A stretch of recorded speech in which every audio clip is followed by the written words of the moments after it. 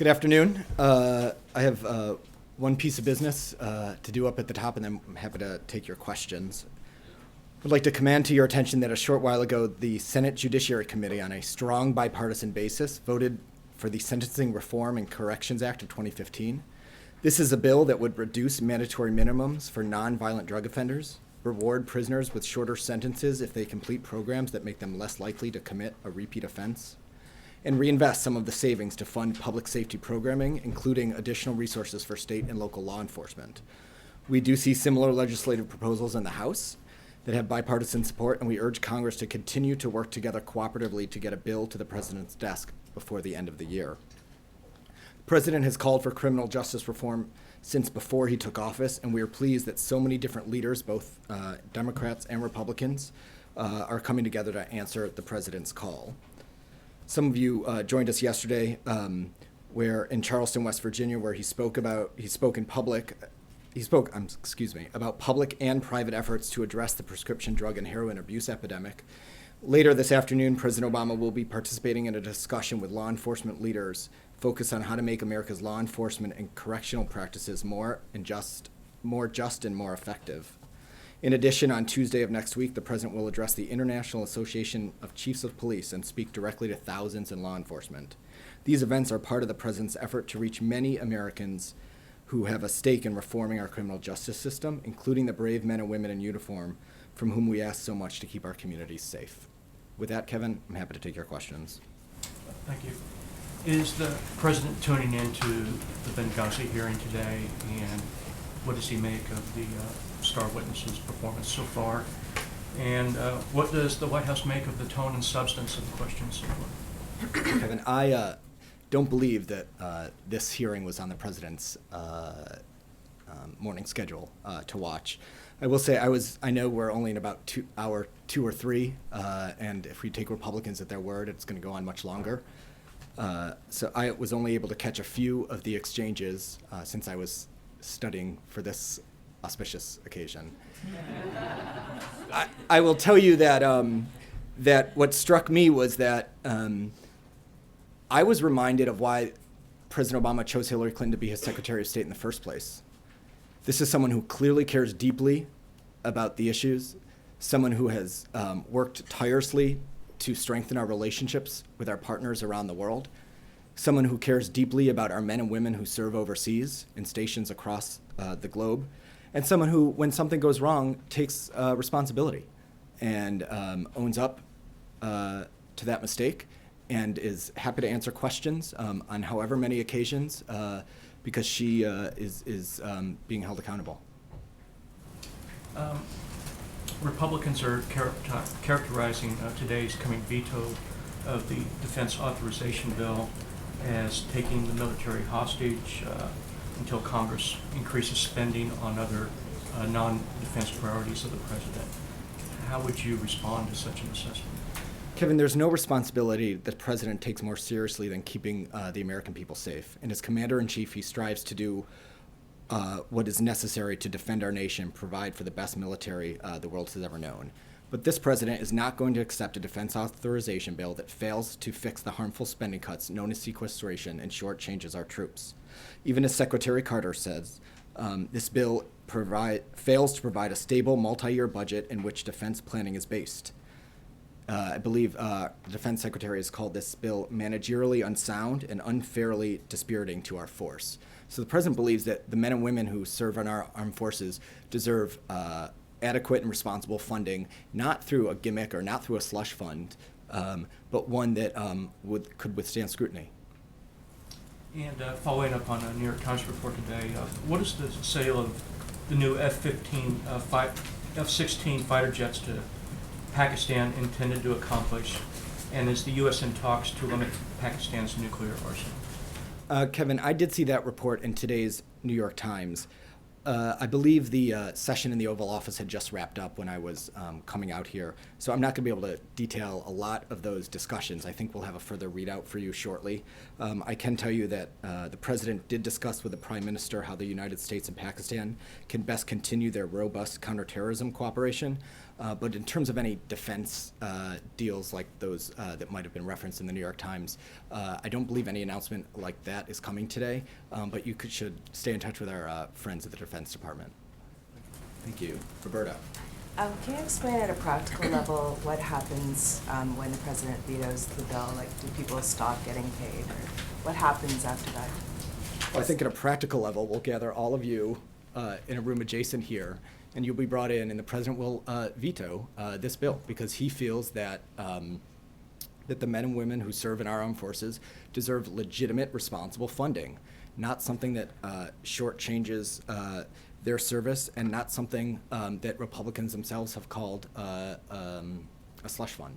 Yeah, but for people in the general public wondering what this really means, this veto really means. Sure. Can you explain, like, do people stop getting paid, or what actually happens?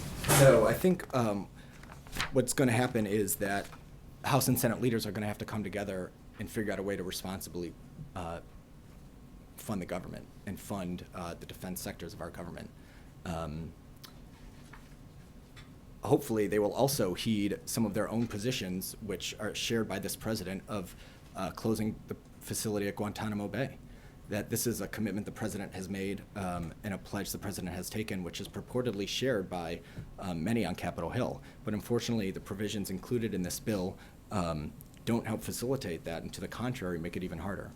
How confident is the White House that the veto will be sustained? Very. 100%, like rock solid confident. Yes. Okay, on the hostage rescue mission, just briefly, I'm wondering whether you have any other details on what actually happened there, and whether it was common that this kind of operation goes on, and whether the incident, that resulted in an American service person being killed, will that change the way that these operations are done in the future? Will there be consequences like that? Roberta, let me just say that on behalf of all the men and women here at the White House, including the president, we offer our sincerest condolences to the family of the U.S. service member who was killed in this operation. Our thoughts and prayers are with his family this afternoon. As you noted that earlier today in Iraq, at the request of the Kurdistan Regional Government, U.S. Special Operations Forces supported an Iraqi Peshmerga operation to rescue hostages at an ISIL prison. That operation was deliberately planned and launched after receiving information that the hostages faced imminent mass execution. It was authorized consistent with our counter-ISIL effort to train, advise, and assist Iraqi forces. The U.S., and I believe the Defense Department can get into greater detail on this, but provided helicopter lift and accompanied Iraqi Peshmerga forces to the compound. Approximately 70 hostages were rescued, including more than 20 members of the Iraqi security forces. 5 ISIL terrorists were detained by the Iraqis, and a number of ISIL terrorists were killed as well. In addition, as I believe the Defense Department has relayed, important intelligence was retrieved on ISIL in the midst of this operation. I understand that after every operation like this, the Defense Department will do a look back, but I don't have anything beyond that to read out. Thank you. Michelle. Thanks. Did the president himself sign off on this rescue attempt, and when did that happen? Michelle, I believe the Defense Department has said that the Secretary of Defense authorized this mission consistent with the appropriate legal authorities under Operation Inherent Resolve. Under that architecture is where the Secretary of Defense would authorize operations of this type. Okay, so when does the president find out about it? So he didn't have to himself sign off on it, but what is his involvement exactly, and what's the timeline of him knowing about it, or him at least giving some kind of approval, if Sure. any? I'm not going to be in a position to read out sort of internal deliberations, but I can tell you the president receives a presidential daily briefing every morning where a lot of these issues are discussed, and I can also tell you that a lot of that discussion in the presidential daily briefing is dedicated to our efforts to degrade and ultimately defeat ISIL, but that's not the only session where the president is briefed on these operations. He has meetings fairly regularly with his national security team. Okay, we're hearing that the hostages themselves were not Kurdish. Can you shed any light on who these people were, where they came from, anything about their time in captivity? I don't know if there's a time frame, or basically whatever you can give us on that. And does the president approve of the way this was carried out based on what we know now? Michelle, I'm going to I have to refer you to my colleagues at the Defense Department, who I believe are still assessing the results of the operation. So they're going to be in the best position to give you those sorts of details. As you, I think, noted, this happened earlier today, so we're still in just a few hours since. The president, as you know, has been clear that our the men and women who serve in uniform have a narrow mission set in that part of the world, and that includes train, advise, and equip. That includes helping our Iraqi partners on the ground. But there's still, nevertheless, inherent risk. And unfortunately, last night we saw a very tragic example of how that still exists. Okay, and on this veto today, why is the president doing it in this way publicly? And some Republicans are saying that this is bragging. So can you give me a sense of why and why the timing of it? I mean, it is happening on the same day that Secretary Clinton is testifying, and what do you think about it being called kind of boastfully vetoing this bill? I wouldn't call it that.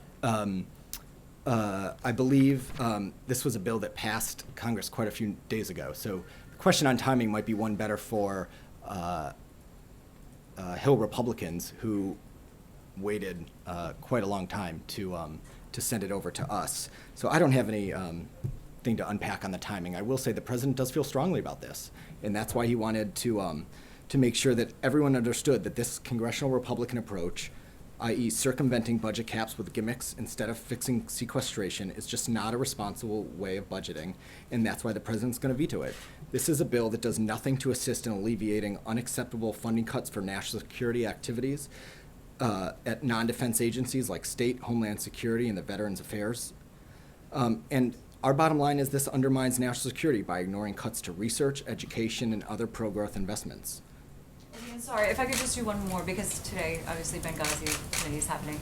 The point was made that for this investigation, there is substantially more information that is available and that can be looked at that wasn't really able to be examined before. So the administration has made it very clear how politically motivated you see this being, but don't you see some value in at least examining this new information, including the emails? And I mean, isn't there some sense of finality maybe in this look at things?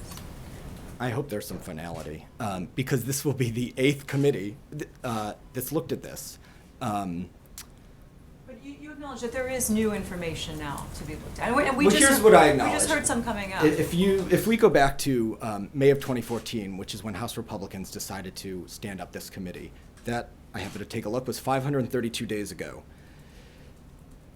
That is a longer time span than the investigations of Pearl Harbor, the Kennedy assassination, Iran-Contra, and Hurricane Katrina.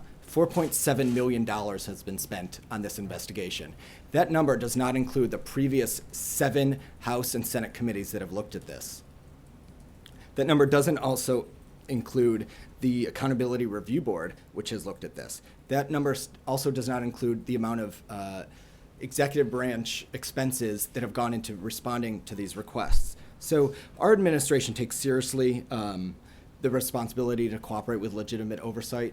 And even as Republicans concede this is a political exercise, you see Secretary Clinton and you see members of our administration cooperating. Mary. Following on that, we have a new poll that shows that more than half of Americans still aren't satisfied with Secretary Clinton's answers on Benghazi. Does the president think she owes the American public more answers, or has there been some kind of a failure to communicate here? Well, I imagine some of those people are tuning in today. And what I think we've seen thus far is a Secretary of State who led a department with a very strong record of accomplishment, someone who cares deeply about her job and her responsibilities, and also someone who cares deeply about the men and women who serve overseas through different auspices of the State Department. I think if you look at her opening statement today, you saw someone who genuinely cares and is devoted to the safety and security of our men and women who serve in diplomatic posts.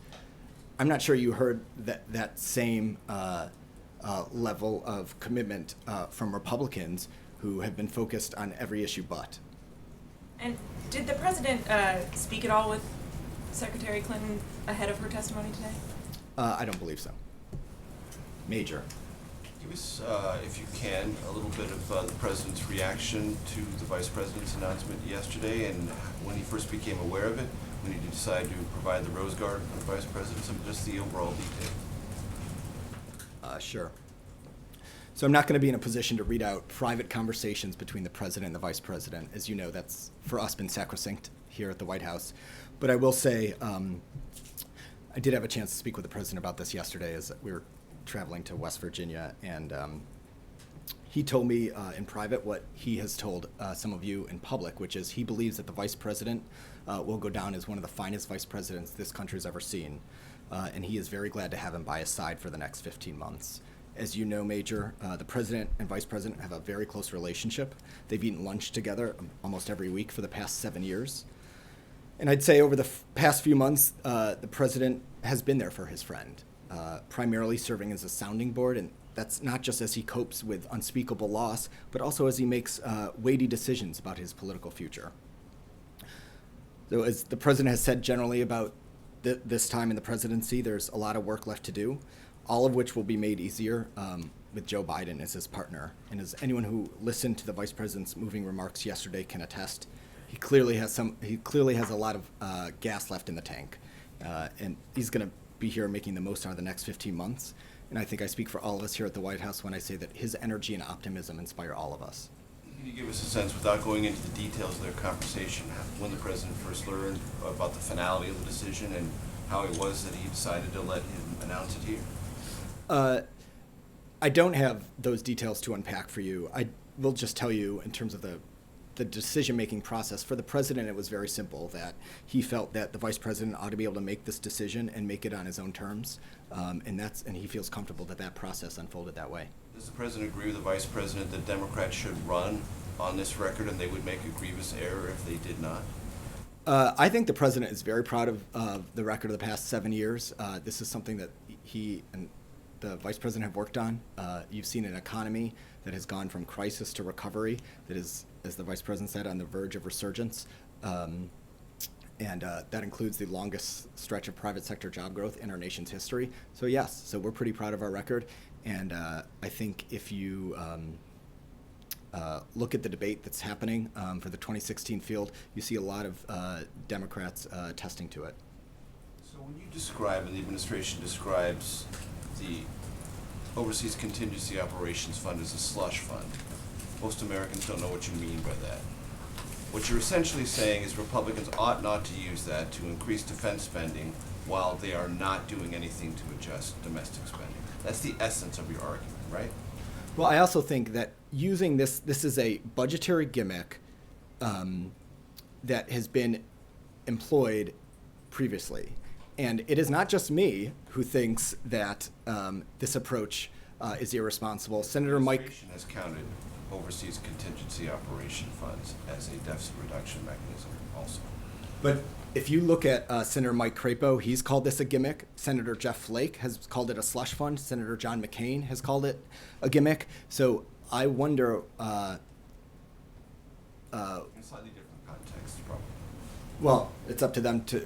I'm sure they'll be happy to provide the context in response to your questions. But our bottom line is the men and women who serve this country, who would be funded through the Pentagon, through the Department of Defense, deserve legitimate funding, not some slush fund and not some gimmick. But the essence is you don't want to give up the leverage you might have in budget conversations dealing with lifting the CR until you get a resolution on the domestic side of sequestration, correct? Well, I will say that this administration does believe that the harmful cuts known as sequestration should be lifted on both sides, the domestic and the non-domestic. You're ascribing some cynical political motivations to the move here, and I'm not going to subscribe to those. I am going to tell you that the president believes on the merits that this bill is wrong for the Defense Department. But it's not really cynical to say that if you sign the defense authorization bill that provides defense spending at an authorization level that Republicans can therefore use without simultaneously increasing domestic spending in the way you want to, you lose leverage. That's not cynical, that's just an application of legislative power. There might be some who look at the political situation in Washington and how this budget negotiation is going to unfold and have that take. I would just tell you from our perspective that on the merits, the president believes this is a bad bill, and on the merits, it's the Secretary of Defense who said it's short-sighted. Thanks. Thanks, Chris. Thanks. Can I go back to the Iraq hostage rescue mission? And doesn't this directly contradict what President Obama has said, that there would be no boots on the ground in Iraq in the battle against ISIS? Chris, you are right that our mission in Iraq has focused and has narrowed, and the president has made the determination that our men and women over there will not be serving in a combat role. That said, it is a very dangerous place, and nobody here underestimates the risk that our men and women who serve with incredible bravery and distinction assume when they're there. We have also delineated several types of operations that would be permitted under the president's directive. That includes the train and advise and assist program, that includes special operations forces, that includes humanitarian rescues, and that includes counterterrorism missions. So this is all authorized under Operation Inherent Resolve. But yes, if the answer is, do we fully appreciate how dangerous it is and how these men and women put their lives at risk every day, we absolutely do. But when an American service member dies in a gunshot wound suffered in battle, and the president says there will be no boots on the ground, isn't that boots on the ground? Well, Chris, we've been very clear on the role that our men and women, the roles that the men and women who have been deployed there are going to serve in. The president has had a bright line that he doesn't want our men and women to serve in a combat role, but there are going to be roles that are authorized under Operation Inherent Resolve. This was a specific mission authorized by the Secretary of Defense, and it was deliberately planned and launched after receiving information that hostages would face imminent mass execution. And so I believe that the U.S. and our coalition is going to continue to work with our Iraqi partners to degrade and ultimately defeat ISIL, and ultimately return Iraq to the full control of its people. But you wouldn't deny that this was an American who was killed in a combat operation? I know that some of the language here has very specific consequences. I would tell you that this was a special operations, this was a Peshmerga operation supported by U.S. Special Operation Forces. Another topic, I understand that the Inspector General that oversees the Secret Service has now at least given to some members of Congress their plans and a report, and they're sending a formal warning to the Secret Service about the security risks of overworking its employees, and specifically there are charges that two of them were caught essentially sleeping on the job, including one of them who traveled with the president to Kenya. Can I get your reaction to that? Chris, I'm going to be honest with you. I just heard about this right before I stepped out here. If the report's not public, it's hard for us to comment on it. But either way, I would refer you to the Secret Service. It's my understanding they've taken some issue with some of the determinations in the report, but they're going to be in the best position to explain that to you. Have there been any conversations that you know of recently, either with Joe Clancy or any of the president's other advisors, updating him on what were the priorities of Joe Clancy when he came in as the new director, that his number one priority was to improve staffing? I do think Joe Clancy has taken significant steps to improve staffing. Clearly, this was an agency that was in need of strong leadership, and the president believes that Joe Clancy has provided just that. Is there any concern at all? Again, I understand that you just were coming out here, but it's another thing, as you know, Eric, on top of another thing, the accusations about what happened to Chairman Chaffetz and of course the fence jumper, and I don't need to go on and on. You know the laundry list. How does this Secret Service climb out of this when there does seem to be this drip, drip, drip of problems? You've mentioned several past episodes that we've all had the opportunity to discuss at some length some days. But that is why the president asked Joe Clancy to serve as his director. It's because he believed that this agency needed new leadership, new strong leadership. the director has instituted some reforms that address some of the very issues you've talked about. But in terms of, again, the specific report that you're referencing today, I don't have a response because I don't believe it's public yet. But if Secret Service agents are sleeping on the job, isn't that a real serious problem? Well, that would be a problem, but I believe that the Secret Service itself has taken some issue with some of the findings in the report. If that's the case, would there be some concern about the integrity of the Inspector General? Oh, well, I think you should ask the Secret Service for if they disagree with anything that the Inspector General found. And again, once we have a little bit more time to review it, we can probably get you a better response. Thank you. Mark. Eric, based on your chat with President Obama, can you tell us whether the president agreed with Vice President Biden's decision? Was he disappointed that he won't be running for president? Well, I think it's fair to say the president supported the vice president's process in making this decision, and obviously supports his final determination, since he wanted this to be a decision that the vice president made on his own terms. Mark, the president has deemed this time of his presidency the fourth quarter, and I think it's fair to say that there's nobody more important to the team here than the vice president. Would you say President Obama is relieved that the decision has been made and they can now move forward? Well, I do think that we have a lot of work to do over the next 15 months, and so the president is thrilled to have Joe Biden as his partner to make sure that we get as much out of this fourth quarter as we can. Did the period of time while Vice President Biden was thinking about it, did it cast a heavy burden on the White House, a shadow over the White House?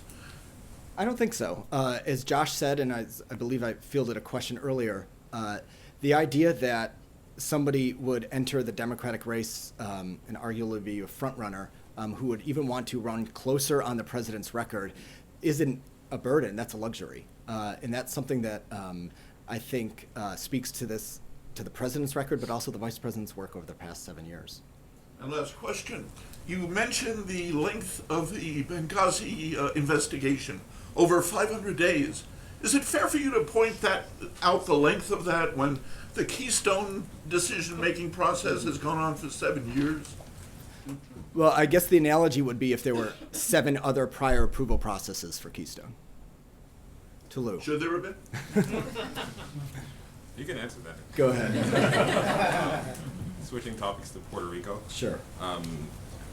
Antonio Wise at the Treasury said today that without congressional action on the situation in Puerto Rico, that it could deteriorate into a humanitarian crisis. I'm wondering, the administration put out a plan for what you think should happen there, but it does require congressional action. I'm wondering what you plan to do to actually rally support on the Hill, since it's been difficult to get bipartisan support on just about every other issue going back for the last couple of years. Sure. You have followed this closely, but let me just review for those who may not have. This is an issue that the administration has been working on for about a year and a half, and we've worked closely with Puerto Rican officials to find solutions to the Commonwealth's fiscal crisis, bringing the full capabilities of the executive branch to bear and providing assistance to speed Puerto Rico's recovery. This includes attracting job-creating investments, securing new funds to accelerate infrastructure projects, and lower energy costs on the island. We've really worked hard to leverage all the administration resources to come to bear on Puerto Rico to help. That includes attracting a significant investment from Lufthansa to build a facility in Puerto Rico that would have promised 600 jobs. We then worked with the Department of Labor to make sure that Puerto Ricans themselves had the skills and trainings they needed to fulfill those jobs. It has also become clear, while that process of leveraging existing federal resources continues, that this is a crisis that is severe and is not going to be solved by administration action alone. That's why, as you point out, we have presented a package to Congress of 4 legislative principles. I'm happy to lay those out. First, Congress should provide Puerto Rico with an orderly restructuring regime to comprehensively address its financial liabilities by restructuring its debts. Second, Congress should provide an independent fiscal oversight mechanism so that we can ensure this process unfolds in a transparent and credible way. Third, Congress needs to reform the Commonwealth's Medicaid program to ensure the program provides better access for healthcare services at a more affordable cost. And fourth, Congress should provide Puerto Rico with access to the Earned Income Tax Credit. This is a proven tool that enjoys bipartisan support, and for good reason, for rewarding work and supporting growth. That's a big package and a lot of asks for Congress that you haven't been able to get much out of. What do you actually plan to do to get them to support that, specifically to get Republicans to support? Yes, you are right that this is going to that this is a serious issue, that this is complicated, and it's going to require Democrats and Republicans coming together. I believe that's why Treasury and White House officials have been on the Hill both yesterday and today briefing members of Congress. But you're absolutely right that this is going to require some legislative muscle in order to get done. Again, these were just the principles that have been laid out, so it's going to be up to members of Congress to really roll up their sleeves and suss through the details of how they want to get this done. And does the president himself plan to roll up his sleeves and actually pitch this as a top priority, or is this something that he's going to leave to deputies? Well, I think the reason he directed his top officials yesterday to go up to the Hill is because he is acutely aware of the severity of the problem and how urgent it is to get something done. And also sticking with Treasury on another topic, the department said today that it was postponing the auction of 2-year notes originally planned for next week, basically because they are not sure that with the debt ceiling crisis that they'd be able to go forward with that auction. Given the fact that this is actually starting to affect the market and affect what we are able to sell in the markets, the concern over the debt ceiling, I'm wondering if the president feels an added urgency to actually tackle this and what's being done behind the scenes so that future sales aren't affected. Sure. As you point out, the Treasury did announce that it's going to postpone an upcoming 2-year note auction due to debt ceiling constraints. But broadly speaking, the president does feel an urgency, and the president feels there should be an urgency on the other end of Pennsylvania Avenue because it's up to Congress to raise the debt limit. We're not asking for anything extraordinary here. We're asking for an elementary responsibility of Congress to be fulfilled. If Republican members of Congress go out to dinner, say Tortilla Coast, they get the bill, they have to pay the bill. And that's all we're asking here too. To name one. Carol? Sorry, Sorry. just one last one on the NDAA. You all had mentioned your reservations about the Guantanamo Bay provisions and that. About 3 months ago, actually 3 months ago to the day, or to today, your colleague Josh Earnest said that you all were in the final drafting stages of a plan to close Guantanamo. I'm wondering where things stand with that and why it has taken 3 months to get from final drafting stages to actually having a plan. Well, Tolu, let me clarify. We do have a plan, and that involves principally 3 significant steps. One is making sure that we can prosecute all detainees who we legally can prosecute. 2, it is transferring any detainees out of the facility that the transfers of which are determined by the National Security Council as being in the interests of the national security of the United States. And 3, it is safely and secure. There will be a population that needs to be safely and securely transferred to the United States.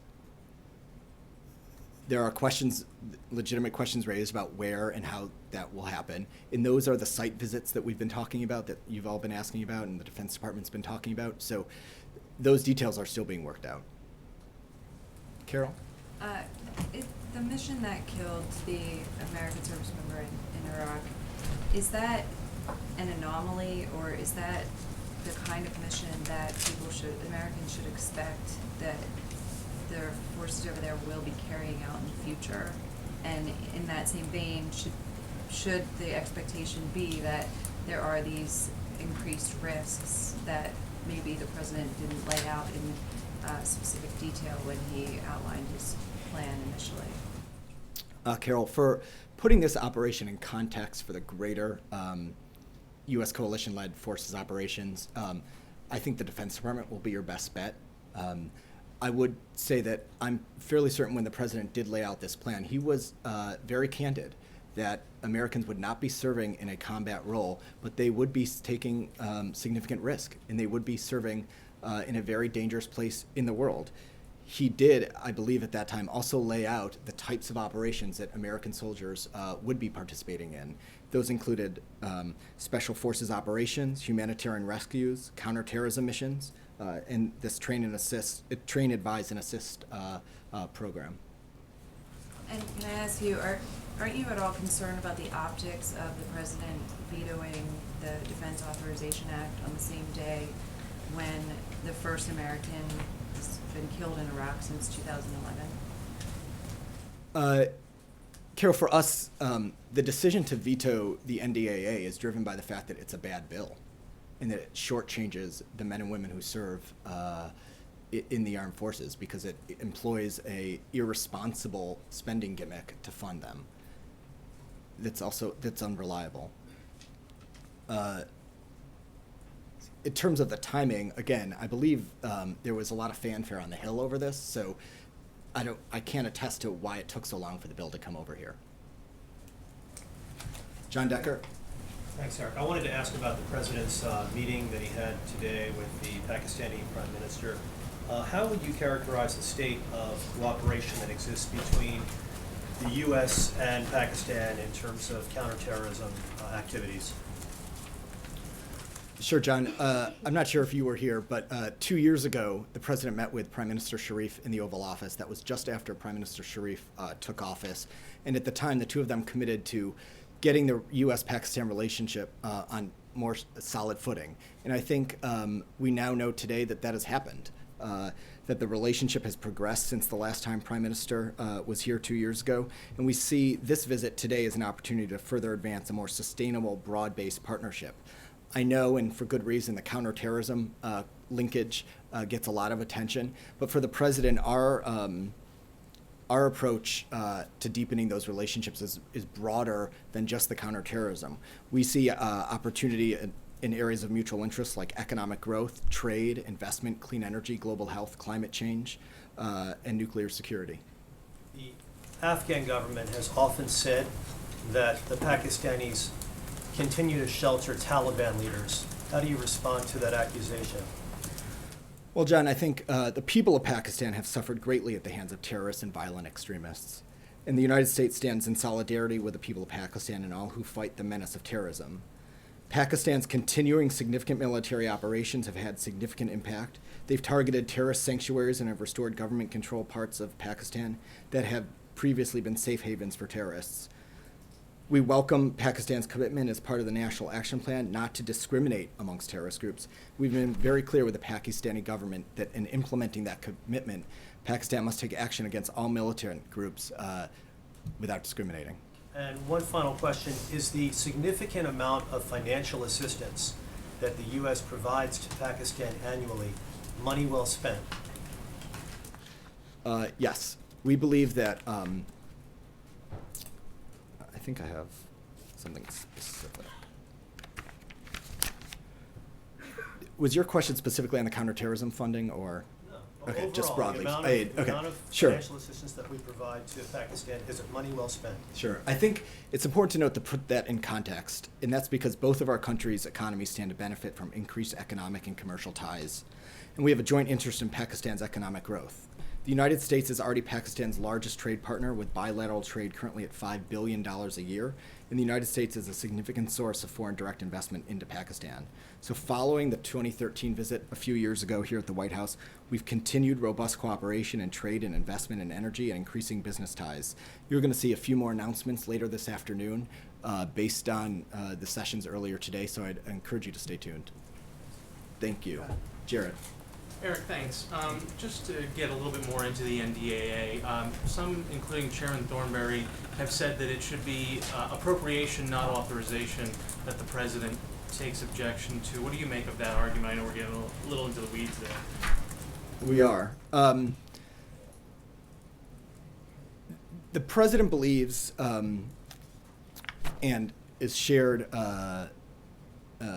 and shares the view of his defense secretary that this is a bill that does nothing to alleviate the unacceptable funding cuts for national security, and that as a commander-in-chief, he is someone who always strives to do whatever is necessary to defend our nation and provide for the best military in the world. So I want to be clear, though, that there are several provisions of the NDAA that the president does support, and that includes codification of interrogation-related reforms that that were previously in executive orders, and positive changes to the military's retirement system that would improve the economic security of our nation's military retirees. So the president would ask that whatever subsequent bills move to fund our national security priorities include those provisions as well. But the objection from the Republicans and plenty of the Democrats who supported this basically say that you can't get there from here, that the NDAA isn't the right vehicle. You can't basically fix the problem with the other half of discretionary non-defense spending through this vehicle. Can you respond to We that? just respectfully disagree. We believe that rather than reversing sequestration, this is a bill that adopts a framework that includes unacceptable funding cuts for national security activities carried out by non-defense agencies and fails to make investments that are crucial for our long-term economic growth and our national security. In your answer to Roberta, you got very specific about what would happen in about 2 hours. We will be led up there. He'll be in the Oval. Just because you made me think of it, will the president sign with more than one pen? Will he be handing out those pens after this momentous veto signing? That is a question I did not prepare for, so we'll have to get back to you. You'll actually be able to see for yourself. Yeah. JC. It's Kensington Palace just announced that His Royal Highness Prince Harry will be visiting Washington and Virginia on the 28th of October to support his Invictus program that he works on wounded vets, etc. The last time he was here, he had a very successful engagement meeting with the First Lady, with children. It was quite a stirring event. Might he be coming to visit this royal family on the 28th? JC, as you know, that was a great event. And we have very warm relations with the royal family. I don't have any scheduling announcements, especially from the East Wing at this time, but I'd encourage you to stay tuned. Thank you. Yes. Jordan. Thanks, Eric. There's a talk on Capitol Hill today about a one-year debt ceiling hike being discussed between House Republicans and the White House, and I'm wondering if you can tell us about if that's been talked about on the staff level here with the president, and any other details in the debt limit talks with the House Republicans. The only detail I have to offer you is that our view is that raising the debt limit is something that's non-negotiable, and this is something that is not about future investments or future bills. It's paying the tab for expenses you've already incurred. So our belief is the United States Congress needs to do this, and they need to do it without drama and without delay. Has there been any talks with Speaker Boehner in the last 24 hours about what their plan is up there to get it done? To me, this isn't something that needs an elaborate plan. It's a very elementary responsibility of Congress, and they have raised this. They've done this now in years past. And we ask them to do it again. Ron? Just one more on the Iraq raid. It's been described to us as dozens of Americans in 5 military helicopters, and the president's policy has always been described as no boots on the ground. Is that still a way that we can accurately say to the American people that the president's policy there is no boots on the ground? Well, I think it's clear that U.S. service members are serving in both Iraq and Syria in an effort to, in the president's directive to ultimately to degrade and ultimately defeat ISIL. So there's clearly men and women serving in uniform over there, and they do so with incredible bravery and distinction. And there is nobody here who underestimates the risk that they assume when they take those roles. And there's nobody in here who isn't in awe of the selfless sacrifice that they endure when they serve our country in those roles. I just ask because it's a common phrase that's out there, and you know the concern about mission creep and murkiness. And that's why I ask, again, in terms of conveying this to the American people, it's still accurate to say that the policy is no boots on the ground. I think it's accurate to say that the president has been steadfast in his belief that this is not going to be an effort that involves putting our men and women in a combat role over there. He's been very clear in delineating what the nature of operations that our men and women would be serving in under. That includes the train, advise, and assist operation. That includes special forces operations, humanitarian rescue operations, and also counterterrorism missions. Secretary Kerry's met with Prime Minister Netanyahu in Israel, and you're aware of Mr. Netanyahu's statement about that suggests, not exactly, that the Palestinian religious leader, not Hitler, is responsible for the idea of the Holocaust. What was the president's reaction to hearing about that? So I've seen and aware of that comment, and I don't think there's any doubt here at the White House who's responsible for the Holocaust that killed 6 million Jews. We here continue to stress publicly and privately that the importance of preventing inflammatory rhetoric, accusations or actions on both sides that can feed the violence, and we believe that inflammatory rhetoric needs to stop. I think, as you mentioned, Secretary Kerry did have the opportunity to meet with Prime Minister Netanyahu earlier today in Berlin. I think the Secretary described this as a constructive session. They discussed the security situation in Israel and the West Bank and the region, as well as specifically the situation at Jerusalem's Temple Mount.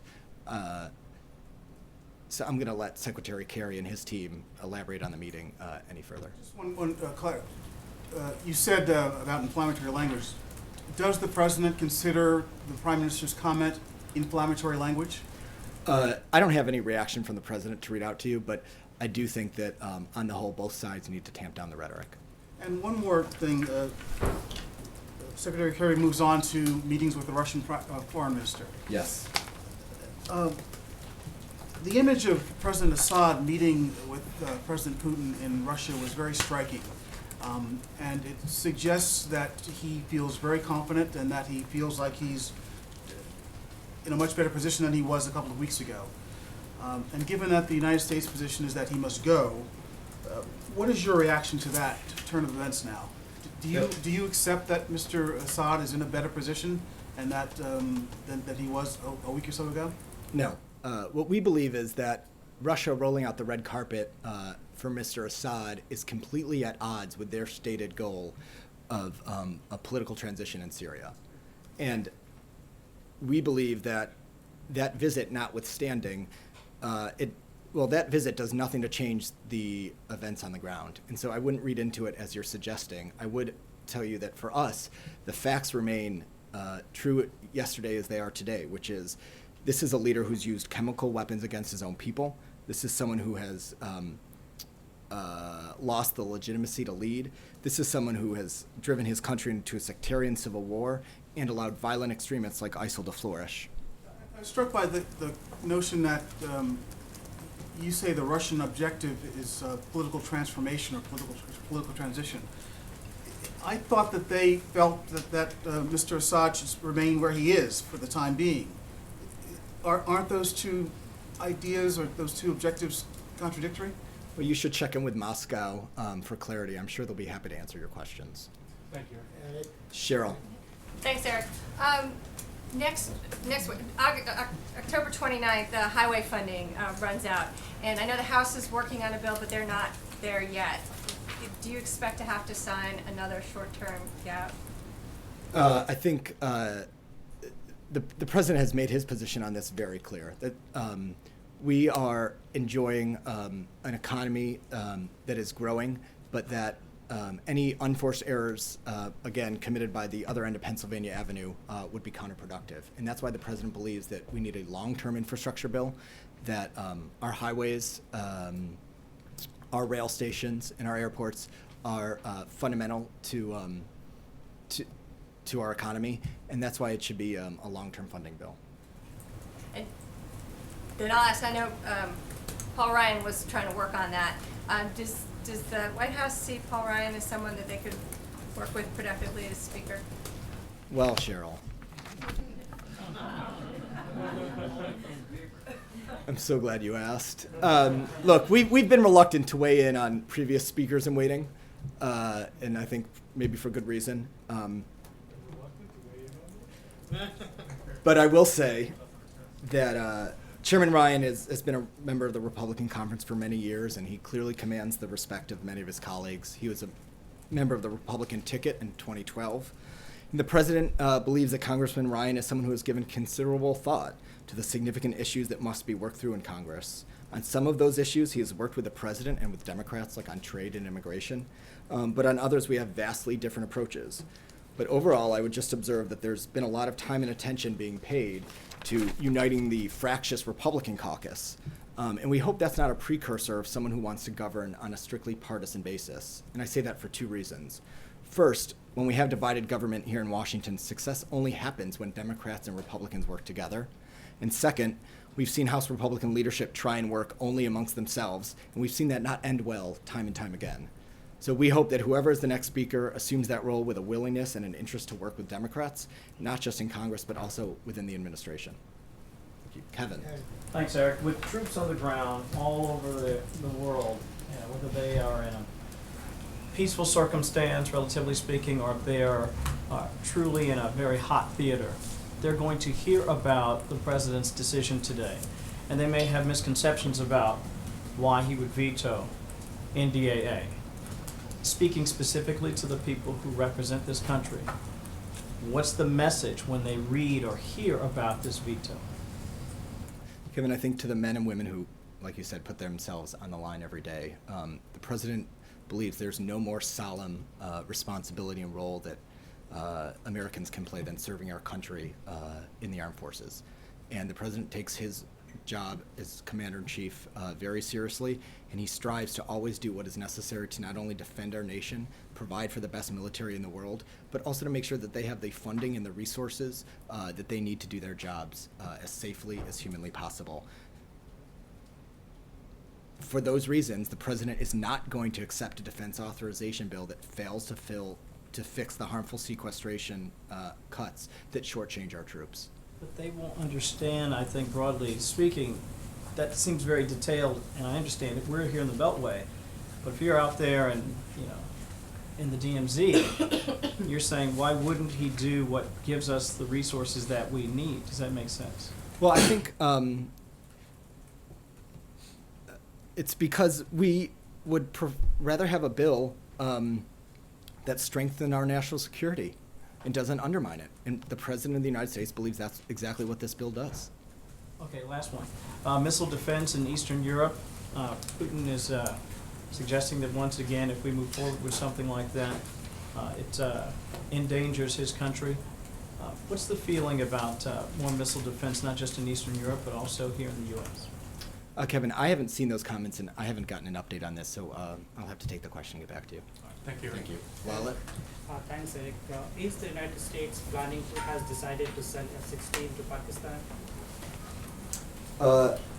Well, I'm confident that in the Oval Office, the President did discuss with the Prime Minister how the United States and Pakistan can best continue their robust counterterrorism cooperation, but I'm not sure if, I saw that report in the New York Times as well. I'm not sure if that came up, but I don't anticipate having any large-scale announcement like that today. But is that under consideration by this administration? So that is an announcement that would come from my colleagues at the Defense Department, so you might want to check with them.